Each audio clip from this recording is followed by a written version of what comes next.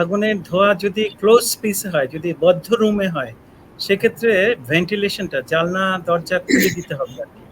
আর ২ number হচ্ছে যে fire extinguisher যদি বাসায় থাকে, তাহলে সেক্ষেত্রে এই ধোঁয়া বা ইসের থেকে আগুন থেকে মুক্তি পাওয়া যেতে পারে। আর ধোঁয়া আসলে দেখা যায় যে ধোঁয়ার ফলে শরীরের বাইরের অংশ পুড়ে না, কিন্তু শ্বাসনালী পুড়ে যায়। এই শ্বাসনালী পুড়ে গেলেই এই যে শ্বাসের বা বাতাসে অক্সিজেন শরীরে ঢুকে সেটা তো রক্তের মাধ্যমে আবার কার্বন ডাইঅক্সাইড বের হয়ে আসে ফুসফুসের মাধ্যমে। তো এই যে অক্সিজেন ভিতরে যেয়ে এবং কার্বন ডাইঅক্সাইড বের হয়ে যাওয়া, এই যে রেসপিরেশন, ইন্সপিরেশন এবং এক্সপিরেশনের ফলে এইটা হতে পারে না। এই যে ভেন্টিলেশন না হওয়ার পরে তার অ্যালভিওলার ড্যামেজ বা রেসপিরেটরি ট্র্যাক্ট বার্ন হয়ে যাওয়ার ফলে সে দেখা যাচ্ছে বাইরের কোনো অংশ পোড়া নাই, অথচ এই ধোঁয়া বা স্মোক ইনহেল করে সে ইভেন মারা যাচ্ছে।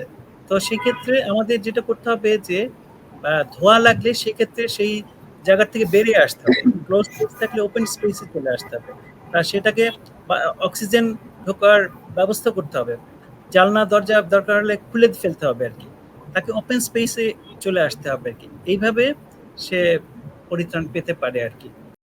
জনসচেতনতায় lifestyle, health education and promotion, স্বাস্থ্য শিক্ষা ব্যুরো, স্বাস্থ্য অধিদপ্তর, স্বাস্থ্য ও পরিবার কল্যাণ মন্ত্রণালয়।